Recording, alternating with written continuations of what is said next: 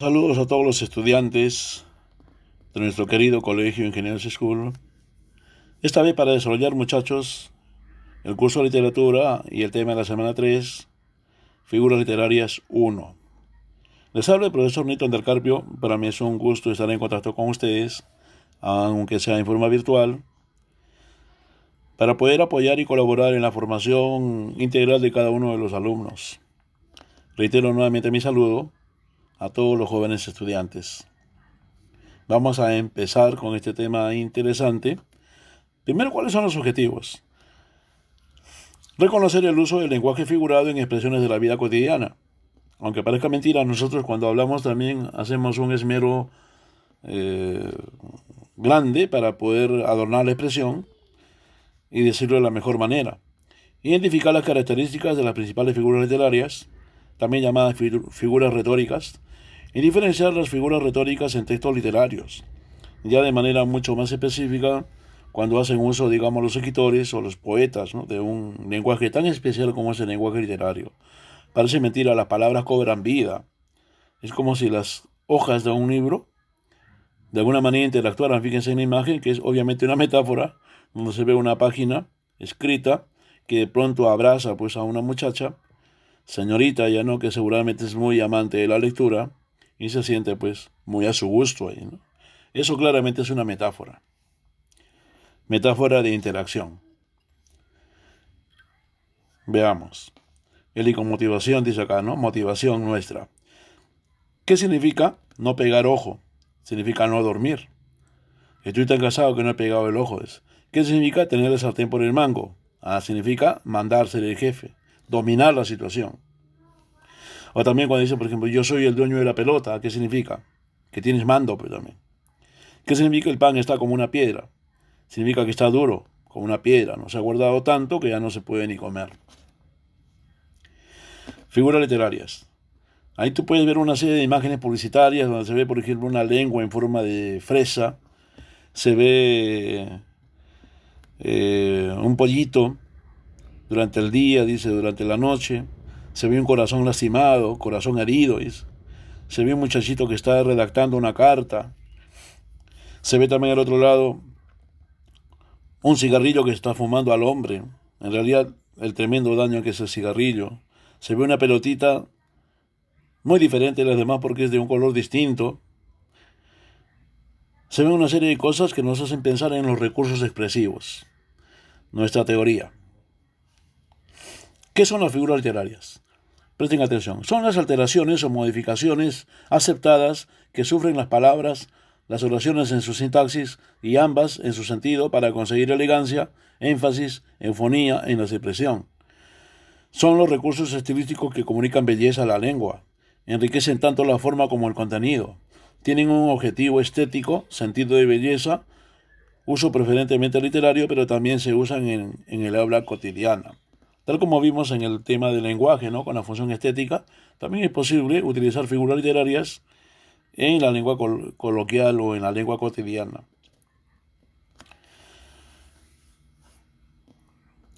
Cuando uno demora mucho y la mamá le dice, eres una tortuga, ahí está haciendo uso de una figura literaria. Bien. Fíjate, este cuadrito es uno de los, digamos, más acertados en el tema de las figuras literarias. Hay diferentes formas de clasificación. Algunos dicen que son más de 50. No te asustes. No vamos a estudiarlas todas. Con la justa vamos a empezar el primer bloque nada más de las más simples. Porque las más complejas son las figuras de significación que vamos a ver más adelante.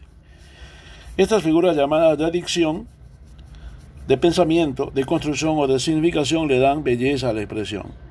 Ahí tenemos algunos de los nombres de las más habituales. La anáfora, la alteración, el asíndeton, figuras de dicción. Dicción quiere decir palabra. Las de pensamiento, por ejemplo, el símil, la hipérbole, la antítesis, el oxímoron. La construcción, el hipérbaton, que es una de las más frecuentes. La elipsis, el pleonasmo, retruécano. Y de significación, que son los llamados tropos. La metáfora, la metonimia y la sinécdoque, por ejemplo, ¿no? Bien, vamos entrando en este tema apasionante. Figuras de dicción actúan sobre el aspecto fónico o gráfico, obviamente de las palabras, por eso se llama de dicción, son evidentes en la estructura física de la expresión, o sea, de la palabra. Tenemos en primer lugar la síntetón, supresión de conjunciones que suele dar la impresión de rapidez o viveza. O sea, se deja de colocar las conjunciones básicamente la I, mi amado, las montañas, los valles solitarios, nemorosos, las ínsulas extrañas, los ríos sonorosos, el silbo y los aires amorosos. Ahí, por ejemplo, no hay ninguna conjunción. Rendí, rompí, derribé, rajé, deshice, prendí, desafié, desmentí, vencí, acuchillé, maté, dice Lope de Vega, ¿no? En una obra teatral. Ahí tampoco hay ninguna conjunción. O el otro de Garcilaso, al fin era dejado con su esposa, dulce, pura, hermosa, sabia, honesta. No hay ninguna conjunción. Un no rompido sueño, un día puro, alegre, libre, quiero. Entonces, en esos fragmentos se ve que predomina el asíntetón porque el poeta o el autor no utiliza conjunciones. También lo podemos encontrar en la prosa. Polisíntetón. ¿Qué significa poli? Más bien varios. Entonces, polisíntetón viene a ser la repetición existente de una misma conjunción. O sea, todo lo contrario. Pero habrá estrellas y flores y suspiros y fragancias y amor en las avenidas. Ahí aparece la palabra ahí, por ejemplo. Igual cuando decimos, por ejemplo, tengo una copa en la mano y en los labios un cantar y en mi corazón más penas que gotas hay en el mar y en los desiertos arena. Antonio Machado. Hay un palacio y un río y un lago y un puente viejo y fuentes con musgo y hierba alta y silencio, un silencio. Juan Ramón Jiménez. Fíjate cómo se repite la palabra ahí.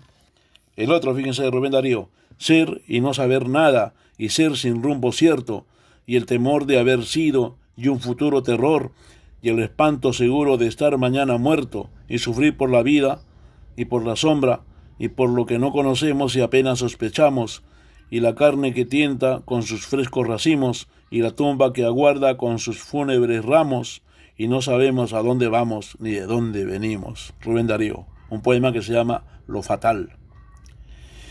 Y este fragmento de Quevedo, Francisco de Quevedo, poeta español, tú vuelas y tú picas y tú espantas y aprendes del cuidado y las mujeres a malquistar el sueño con las mantas.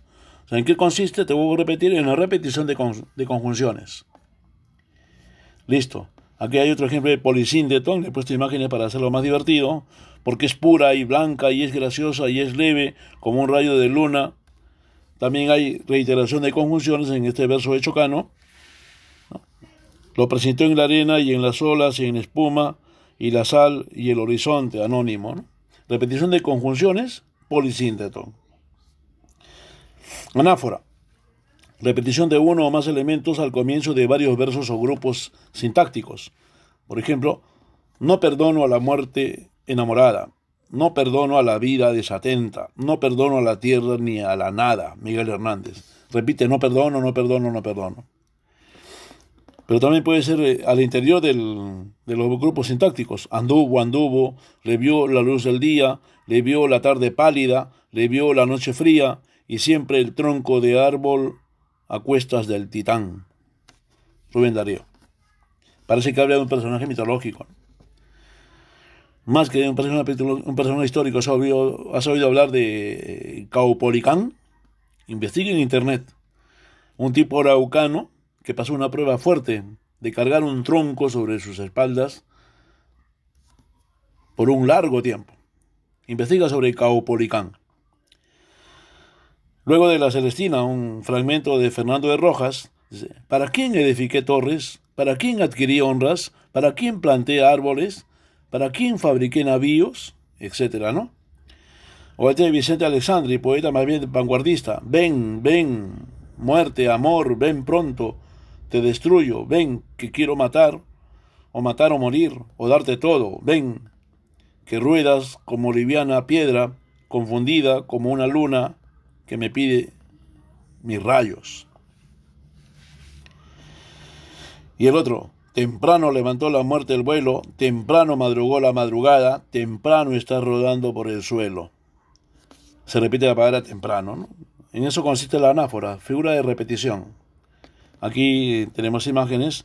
Te amo más que a un nuevo mundo, más que a un día perfecto, más que a un suave vino, más que a un largo sueño, más que a la balada de un niño cantando, más que a mi música, más que a mis años. Alexander Hacha. Aliteración. Repetición de sonidos o grupos de sonidos semejantes. O sea, solamente sonidos. El ejemplo más claro es el de Garcilaso de la Vega. Fíjese cuando dice: en el silencio solo se escuchaba un susurro de abejas que sonaba. ¿Qué se está repitiendo? El sonido de la S. Y esa repetición del sonido de la S nos hace pensar en el aleteo de las abejas. Pareciera que las abejas estuvieran pasando por nuestro alrededor, ¿no? En el silencio solo se escuchaba un susurro de abejas que sonaba. Y el poeta lo hace de manera intencional, igual como Luis de Góngora con infame turba de nocturnas aves. La repetición de tur y tur nos hace pensar en algo tenebroso. O la de Miguel Hernández: a las aladas almas de las rosas, del almendro, de nata te requiero. La repetición de los sonidos también nos hace pensar en el aleteo, aladas almas. O este de San Juan de la Cruz: un no sé qué que queda balbuceando. Esa repetición de la que nos hace pensar en el tartamudeo, en la vacilación, un no sé qué que queda balbuceando. Y el poeta lo hace de manera intencional. O en el caso de Rubén Darío: bajo el ala aleve del leve abanico. La repetición de la L nos hace pensar también en una especie de suspenso. Una torrentera rojiza rasga la roca. La repetición de la R de parte de Azorín, ¿no? La aliteración es eso, repetición de sonidos, sonidos semejantes, para crear un efecto estético en el poema, en el texto. En el silencio solo se escuchaba un susurro de abejas que sonaban. Bueno, no es anónimo, yo lo he tomado en internet, esto no es anónimo, hemos dicho que es de Garcilaso. De finales fugaces, fugitivos, fuegos fundidos en tu piel fundada. Eso sí debe ser anónimo. El ala leve, su leve abanico. Mi mamá me mima también, ¿no? En esa frase la repetición de la M suena también de manera agradable, ¿no? Mi mamá me mima. Epíteto. Consiste en señalar una característica inherente, sobreentendida del sustantivo, constituyendo una casi aparente redundancia. Cuando el poeta Garcilaso dice, por ejemplo: atravesaba el fresco y verde prado hasta que aquella eterna noche oscura. Cuando decimos verde prado, noche oscura, estamos hablando ya de cualidades que son inherentes, como decir roja sangre, blanca nieve. Por ti la verde hierba, el fresco viento, el blanco lirio y colorada rosa y dulce primavera deseaba.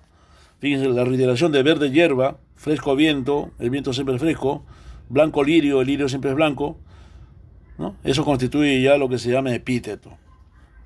Si yo digo, por ejemplo, inmensa montaña, es un epíteto. La montaña no puede dejar de ser inmensa.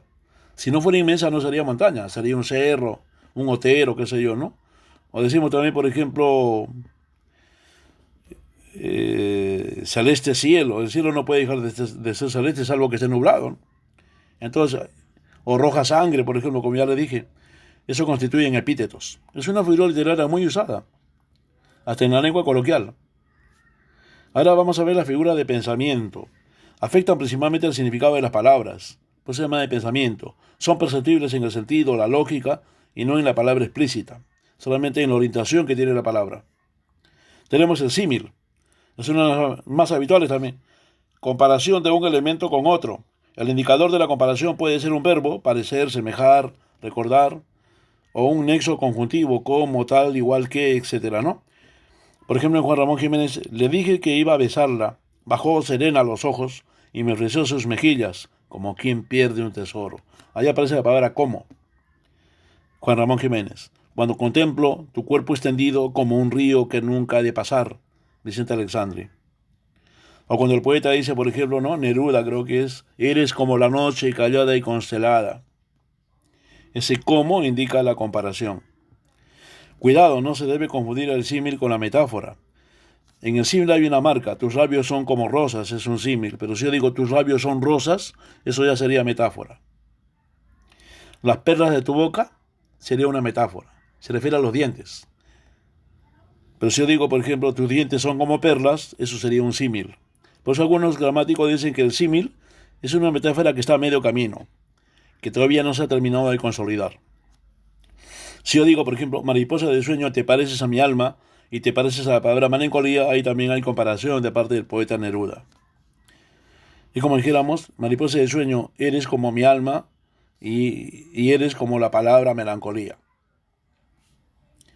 Símil, como la luna que alumbra por la noche los caminos, como las hojas al viento, como la tierra a la lluvia, como el mar espera el río, así espero tu regreso a la tierra del olvido, Carlos Vives. Orejas largas y caídas como de perro triste, ¿no? Entonces ahí vamos a ver cómo en la lengua coloquial, en una canción, por ejemplo, de Carlos Vives, o en una expresión de una persona común y corriente, podemos encontrar también el uso del símil o comparación. También le llaman comparación. Hipérbole es la exageración para dar mayor intensidad al discurso. ¿Cuántas veces hemos usado lenguaje hiperbólico? O sea, de manera ya muy, pero muy exagerada.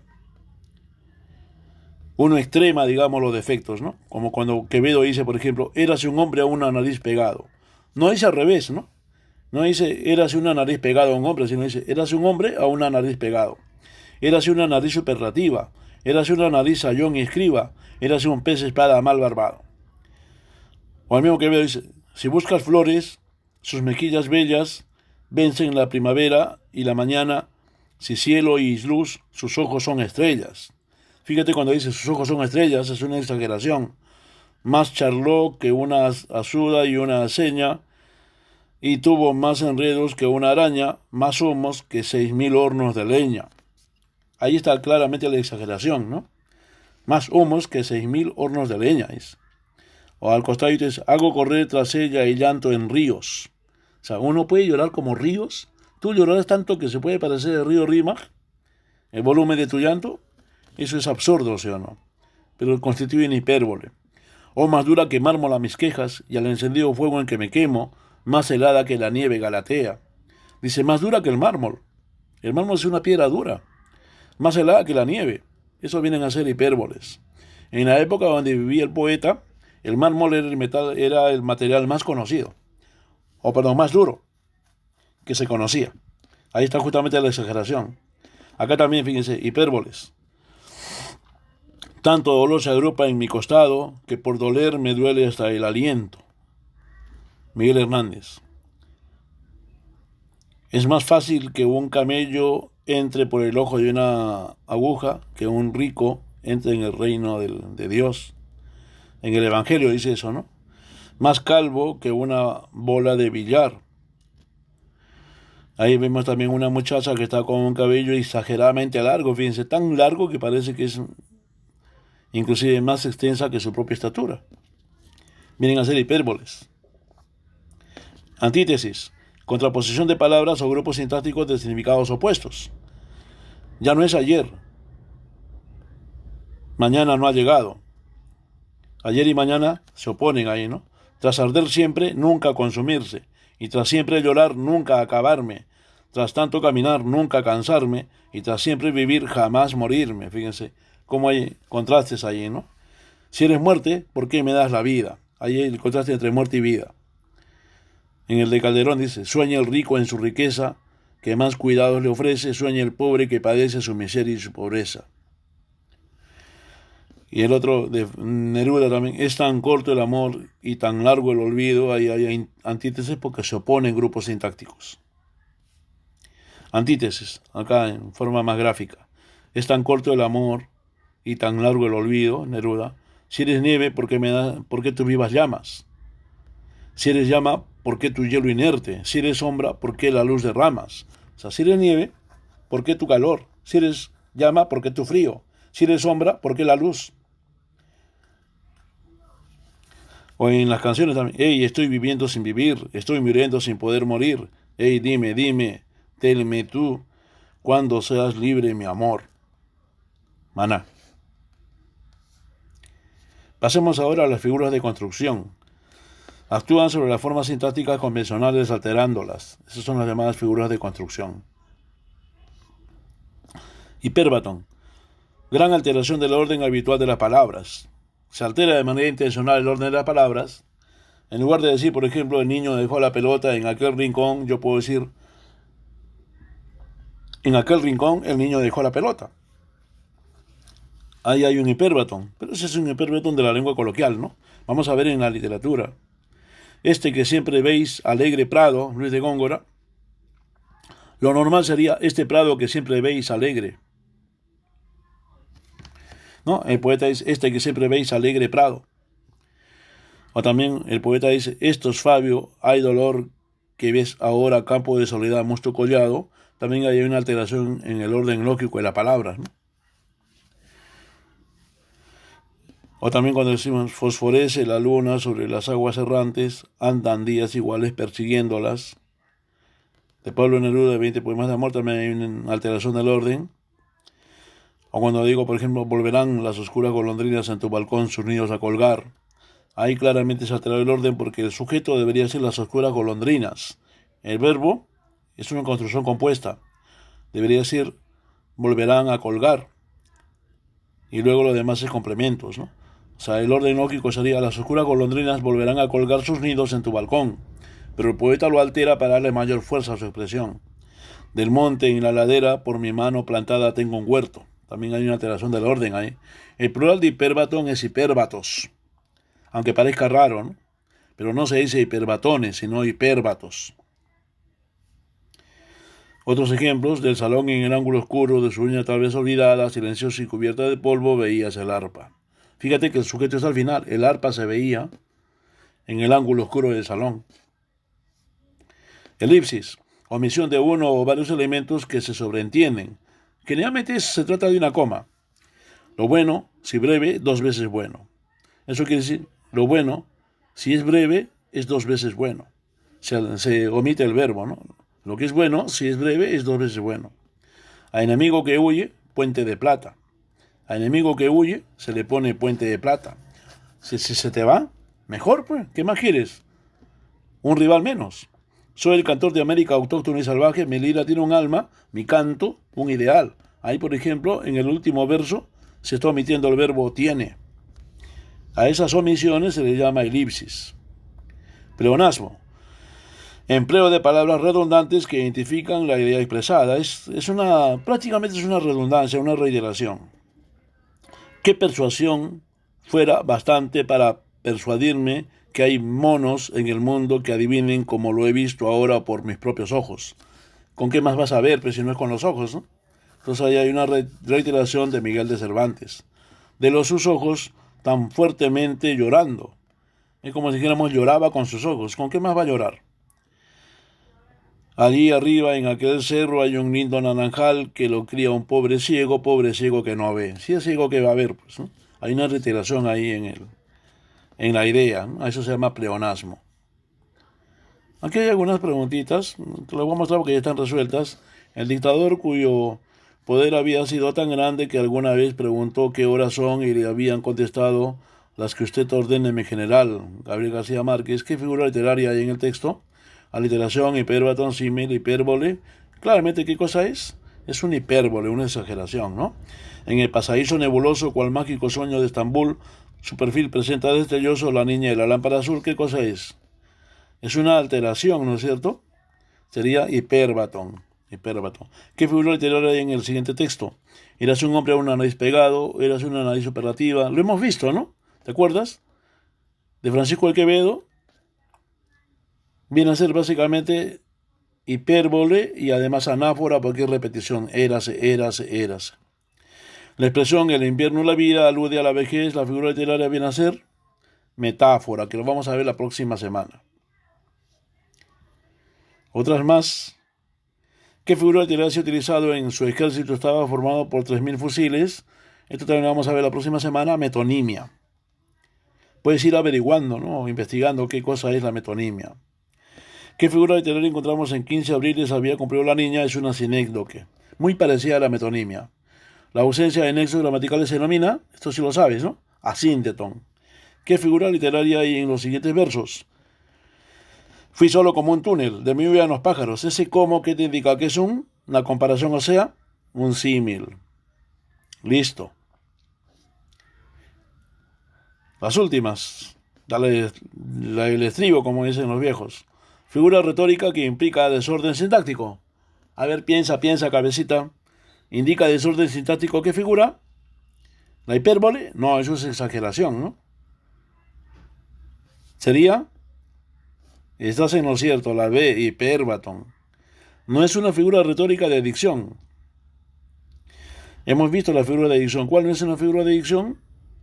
La cacofonía. Bueno,